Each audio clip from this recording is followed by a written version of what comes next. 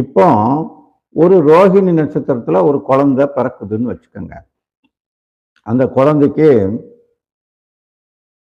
ரோஹிணி நட்சத்திரம் குழந்தை பிறந்துச்சுன்னா, அது தாய்மாமனுக்கு ஆகாதுன்னு சொல்லியிருக்காங்க இல்லையா? அந்த குழந்தைய பிறந்த உடனே நேரடியா தாய்மாமன் பார்க்கக்கூடாதுன்றது தான் அதனுடைய ஐதீகமா.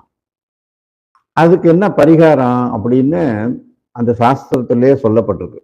இருக்கா முன்காலத்துல இதெல்லாம் செஞ்சிருக்காங்க. அதாவது நெய், நல்லெண்ணெய், விளக்கெண்ணெய், இந்த மூணையுமே ஒன்னா கூட்டணுமா. அந்த ஈக்குவலா மூணையும், ஒரு நல்லெண்ணெய் 100ன்னா விளக்கெண்ணெய் 100, நெய் 100, முக்கூட்டு எண்ணெய். அப்படி முக்கூட்டு எண்ணெயை தயார் பண்ணி அதை ஒரு மண் சட்டியில ஊத்திடணும். அந்த 3 கலந்து இருக்கும். அதுல முதல்ல அந்த குழந்தையோட முகத்தை காட்டணும். நெய், எண்ணெய், நல்லெண்ணெய், விளக்கெண்ணெய் இருக்கு இல்லையா? அந்த 3ஐயும் இப்படி பார்க்குற மாதிரி அந்த குழந்தைக்கு முகத்தை அதுல பார்க்க சொல்லணும். பார்க்கும், சும்மா அப்படி கவுச்சி அதை பார்க்குற மாதிரி வச்சிடணும் வெளிச்சத்துல.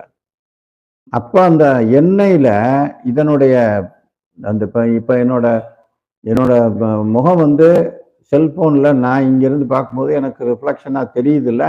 அது மாதிரி அந்த எண்ணெயில அந்த குழந்தையோட முகம் தெரியும்.